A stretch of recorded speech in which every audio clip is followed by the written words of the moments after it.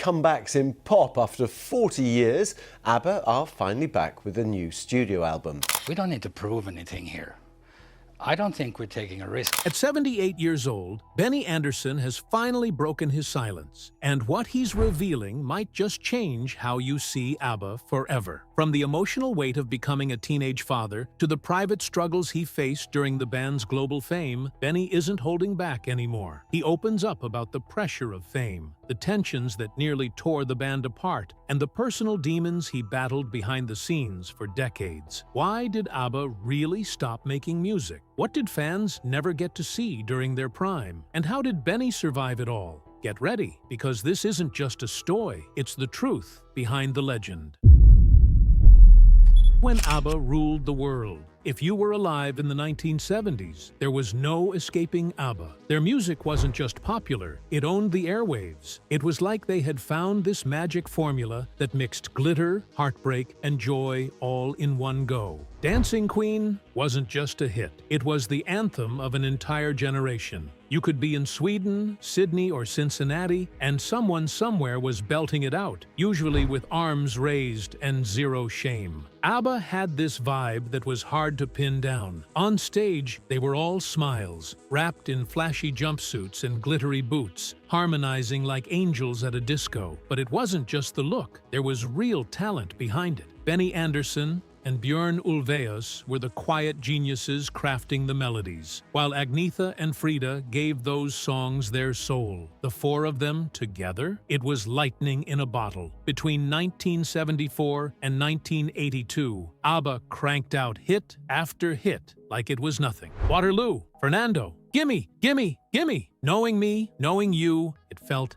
endless. And here's the crazy part. They only made 8 studio albums. That's it, just 8. And still, they sold hundreds of millions of records. To this day, they're one of the best-selling music acts of all time. But behind all the glitter and catchy choruses, there were whispers, rumors of tension, breakups, and emotional burnout. Fans saw 4 smiling faces, but few ever guessed what was really going on when the cameras turned off. And now, at 78, Benny Andersson, the man behind much of the music, is finally peeling back that curtain. What he's starting to reveal paints a very different picture of the group we thought we knew.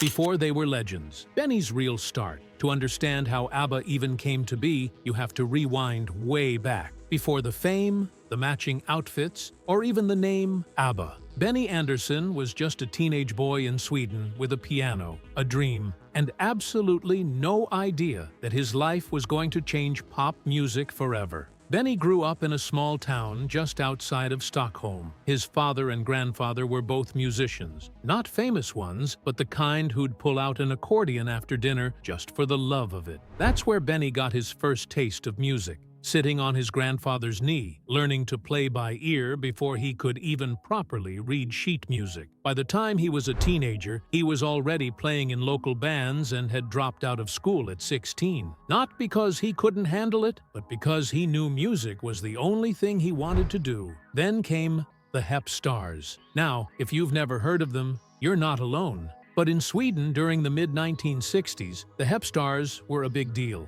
They were basically Sweden's version of the Beatles. Girls screamed, records flew off the shelves, and Benny? He became a national heartthrob without even singing a single word. Just him and his keyboard, rocking back and forth like he was part of the instrument itself. That's when fate stepped in. Around that same time, a young musician named Björn Ulvaeus was fronting a folk group called the Hootenanny Singers. It sounds like an odd match, right? A pop star and a folk guitarist? But when Benny and Björn met at a music event in 1966, something clicked. They had completely different styles, but when they jammed together backstage, the chemistry was instant. They just got each other musically and as friends. They started writing songs together, just for fun at first, but things moved fast. By 1969, They were not just writing music, they were planning a future. And here's where it gets interesting. That same year, Benny met Anni-Frid Lyngstad, better known as Frida. She was a talented solo artist with a soulful voice and a strong stage presence. Meanwhile, Björn had fallen for Agneta Fältskog, a teenage pop star with golden hair and a voice so pure it could melt ice. The relationships blossomed almost in sync with the music. This wasn't just four strangers forming a band. These were real relationships forming right in front of everyone's eyes. Two couples, completely wrapped up in love, life, and music. It's what made ABBA feel so genuine. The emotion wasn't staged. It was real. By the early 1970s, they were writing and recording together more frequently, even if they hadn't officially become ABBA yet.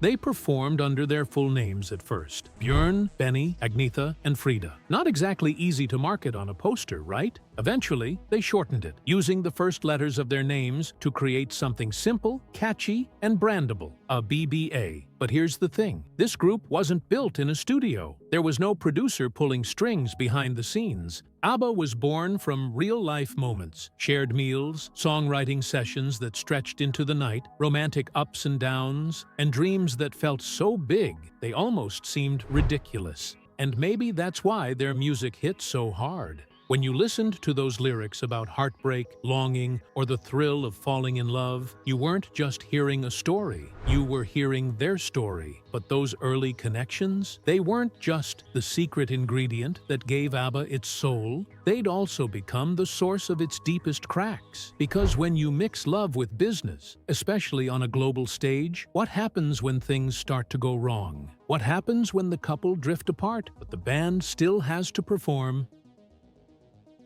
Love, music, and the women behind the songs. It's easy to look back at ABBA now and think of them as just another iconic band with catchy songs and glittery outfits. But once you peel back the layers, you realize ABBA wasn't just about music. It was about real people, real relationships, and real emotions. This wasn't some manufactured pop act. These were four individuals, two couples, who fell in love, made music together, and then watched it all start to crack under the weight of success. Let's begin with Benny Andersson and Anni-Frid Lyngstad. The world came to know her simply as Frida. Now, Frida wasn't some random addition thrown into the group at the last minute. She had a voice that was impossible to ignore. Husky, emotional, powerful. Before ABBA was even a thing, she had already made a name for herself in Sweden. In 1967, she won a national talent competition that launched her career. That win led to appearances on Swedish television and a record deal with EMI. She wasn't just talented, she was seasoned, experienced, and had already been through a lot in life. Frida's early life was no fairy tale. Her mother passed away when she was very young, and her father, a German soldier, was never in the picture. She was raised by her grandmother and spent much of her youth dealing with the weight of loss and identity. That kind of emotional depth, it showed up every time she sang.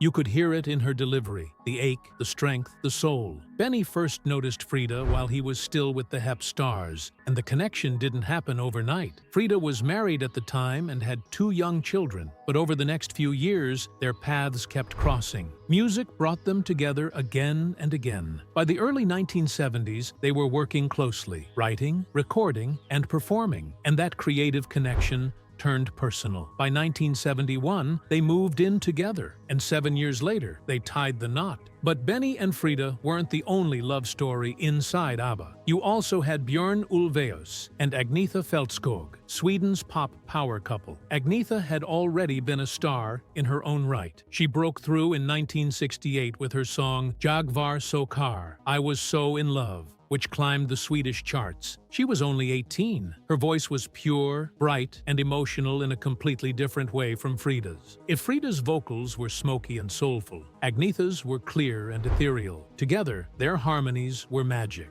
Agneta met Björn while on tour. He was already known for his work with the Hootenanny Singers. They clicked right away. both musically and personally. In 1971, the same year Benny and Frida moved in together, Agnetha and Björn got married. That same year, ABBA's foundation was quietly being laid. So now you've got 4 people, 2 romantic relationships, and a growing musical partnership, all happening at the same time. And at first, it worked. The chemistry wasn't just in the songs. You could feel it when they performed together. Whether it was Waterloo, which launched them into international fame in 1974, or later tracks like Knowing Me, Knowing You, which dripped with heartbreak, they weren't just singing. They were living those emotions in real time. But here's what a lot of fans didn't realize. Working with the person you love every day on a global stage under constant pressure, it's exhausting. The touring, the recording, the media attention, the constant expectations to be perfect, it wears you down.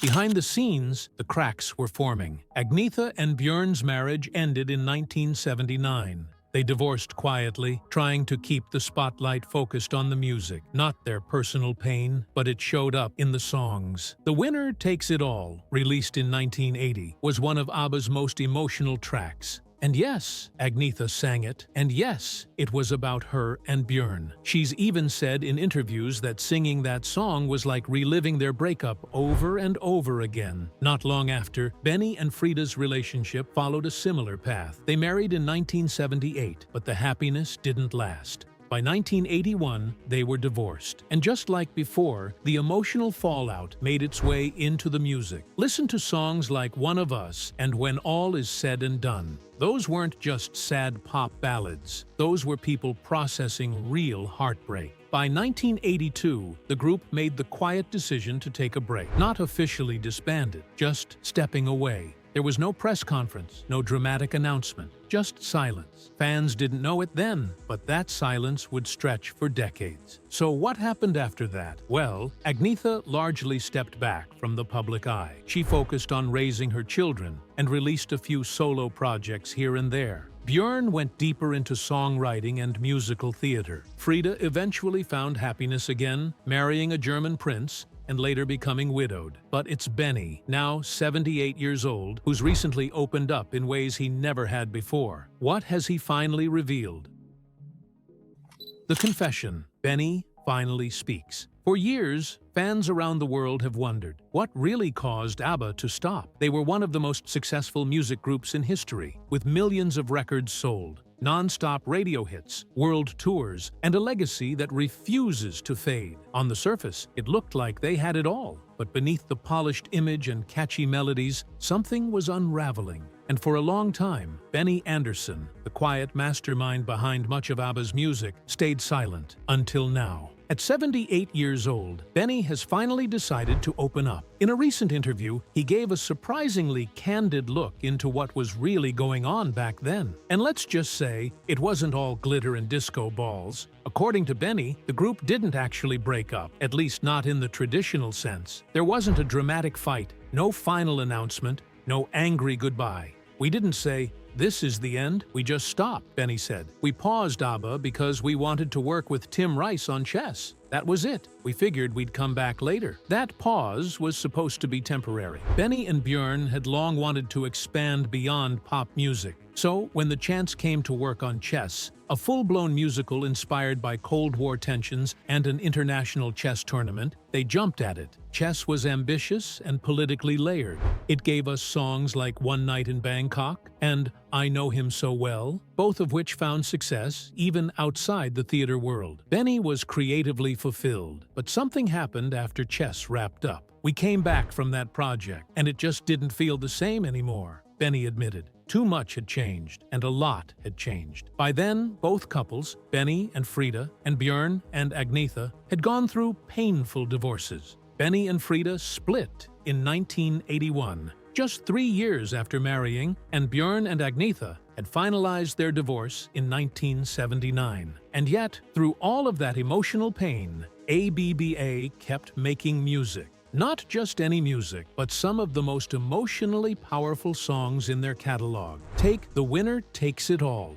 Released in 1980, Agnetha sang it like she was bearing her soul. The song felt like a private conversation set to music about heartbreak, loss, and trying to move on when it feels like someone else got everything. Björn, who wrote the lyrics, insists it wasn't directly about his divorce from Agnetha, but fans have always questioned that. How could it not be? Then there's One of Us, a haunting track from their final album, The Visitors, released in 1981. That song paints the picture of someone left alone in a relationship, filled with regret and second-guessing. It's hard not to draw parallels between the lyrics and what was happening in Benny and Frida's marriage at the time. And yet, the group never officially announced a breakup. Even their last single, Under Attack, released in late 1982, had a title that almost felt like a hidden message. Was it about the media, the fans, themselves? Still, as the 80s progressed, Benny quietly stepped away from the spotlight. He shifted his focus to songwriting and composing, working on new projects with Björn. One of their most personal collaborations came in 1995 with Kristina from Duvemåla, a Swedish-language musical based on the novels by Vilhelm Moberg.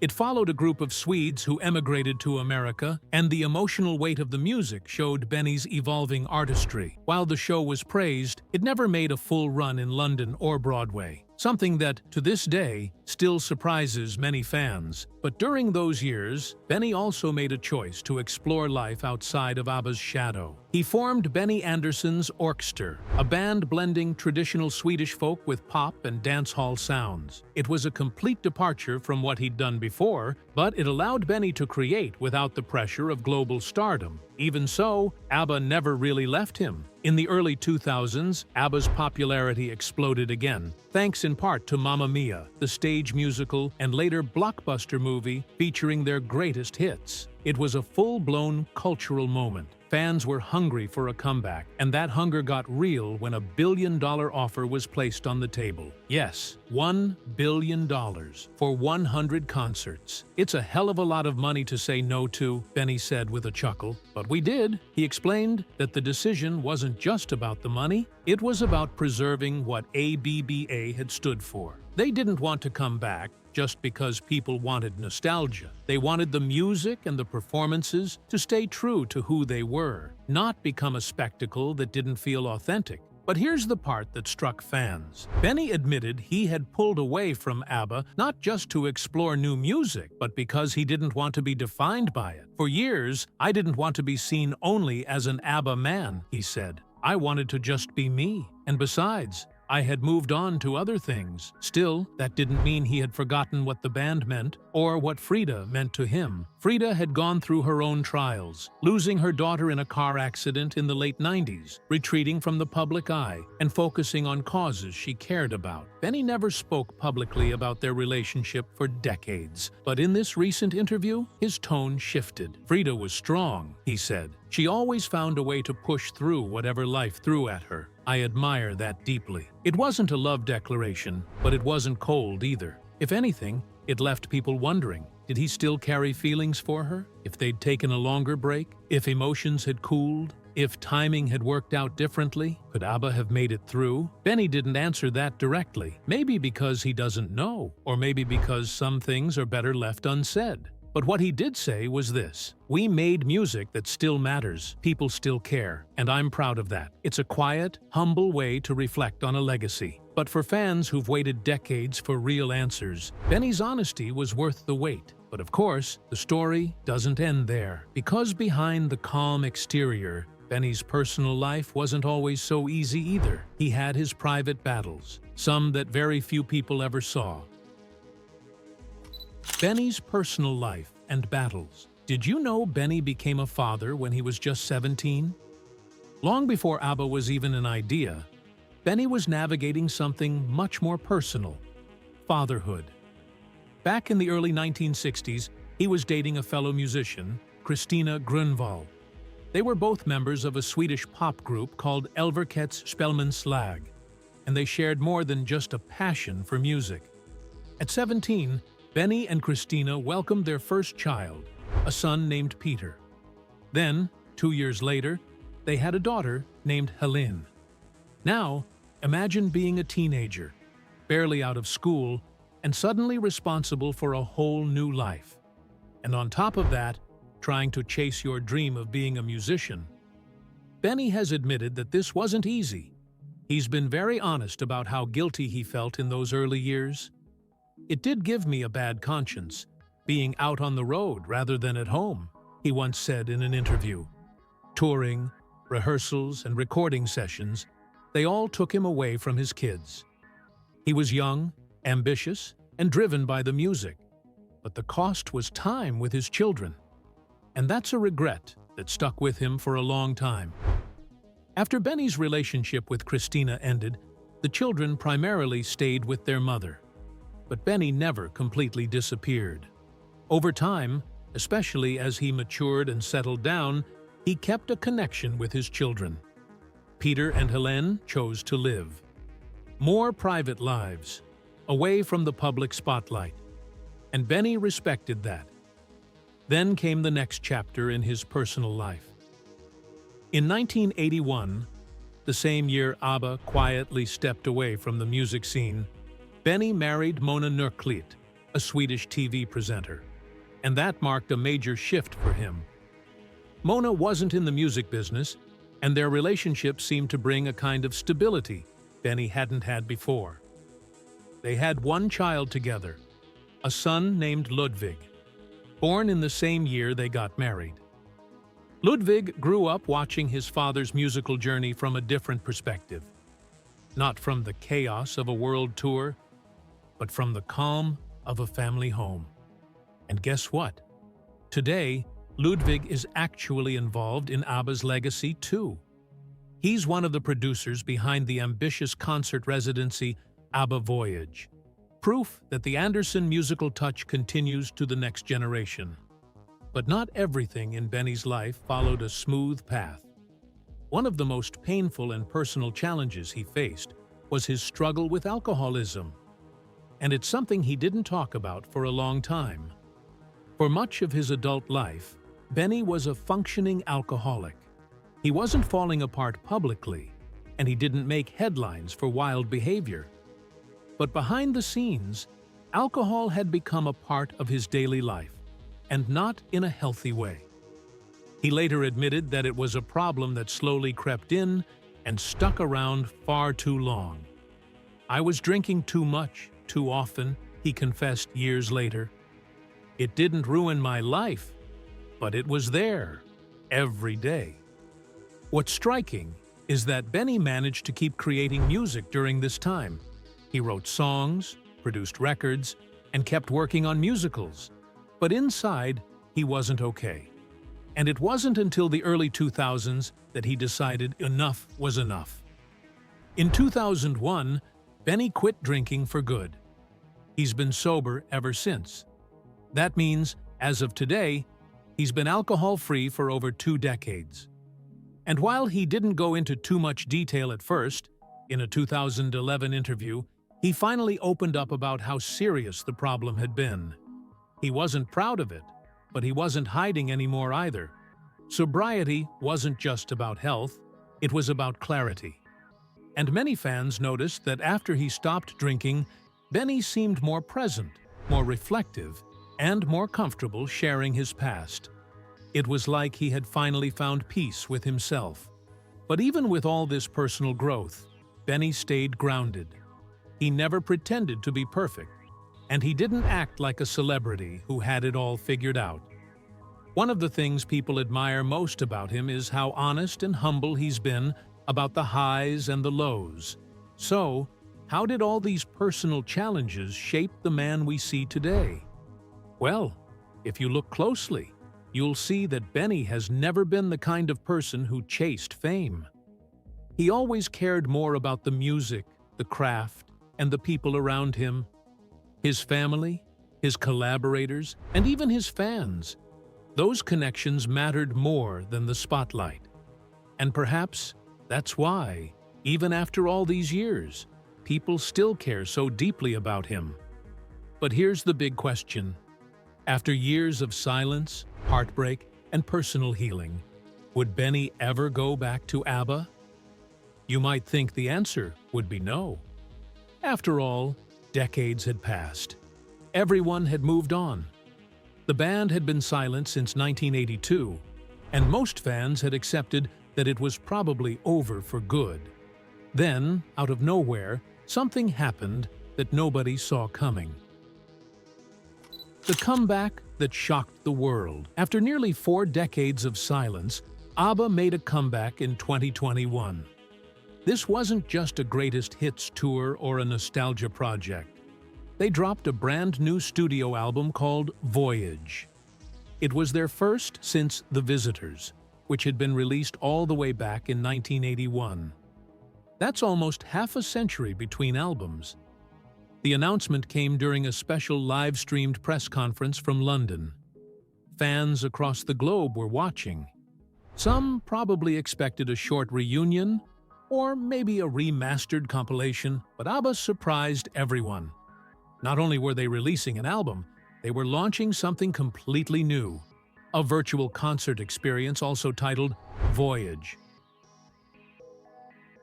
Voyage includes 10 original tracks, written and produced by Benny Andersson and Björn Ulvaeus. 2 of the standout songs, I Still Have Faith in You and Don't Shut Me Down, quickly became fan favorites.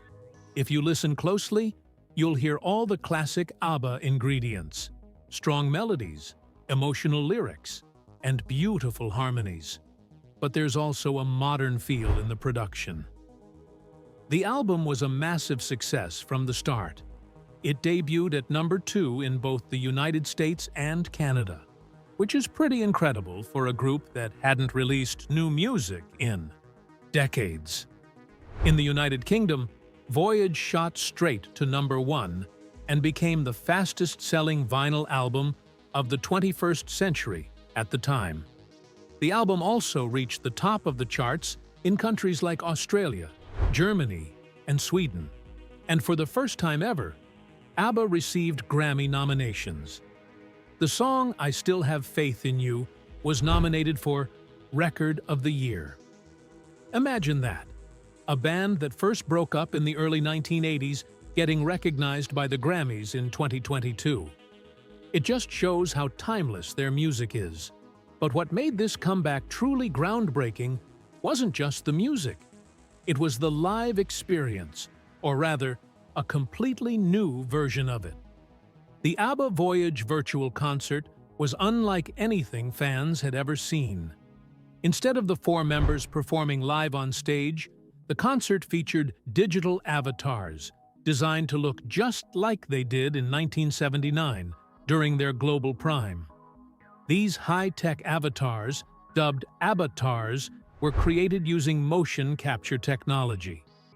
Benny, Björn, Agnetha, and Frida suited up in special suits and recorded their movements, facial expressions, and vocals for months. Hundreds of technicians and artists then worked to transform all that data into lifelike digital versions of the band. And where did this all happen? At the custom-built ABBA Arena, located in Queen Elizabeth Olympic Park in London. The venue seats about 3,000 people and was made specifically for this concert. Inside, the ABBAtars perform alongside a 10-piece live band, delivering a full 90-minute show that includes 22 of ABBA's biggest songs, from Dancing Queen to Mamma Mia to newer tracks from Voyage. Every second of the show is choreographed down to the tiniest detail. And thanks to stunning visuals, lights, and sound design, the whole thing feels real. Fans who've seen it often say they forget they're watching avatars. It feels like stepping back in time. But with today's technology, the results? Incredible.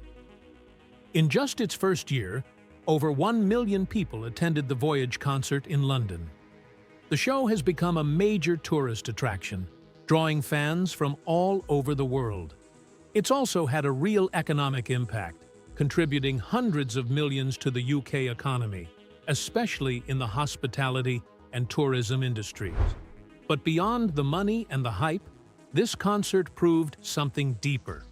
ABBA didn't reunite to simply repeat the past. They reimagined how live music could work in the future. They used technology to celebrate their legacy without needing to physically tour again. And for four people now in their 70s, that's not just smart, it's inspiring. Now, let's be honest. Virtual concerts aren't for everyone. Some fans say nothing beats a traditional live show. The raw energy, the imperfect vocals, the real-time connection, and that's totally fair. But here's a question for you. Could this kind of digital performance be the future of live music? Especially for older artists, or even for bands that no longer exist? Would you buy a ticket to see a virtual Michael Jackson, Elvis Presley, or the Beatles? It's something the entire music industry is watching closely. ABBA might have just opened a brand new door. And yet, with all this futuristic tech, one thing has stayed the same. The music still connects people. At the end of the day, that's what ABBA has always been about. Songs that make you feel something. Thanks for watching, fam.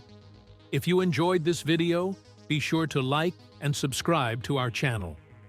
For a more intriguing story, check out the next video that pops up on your screen.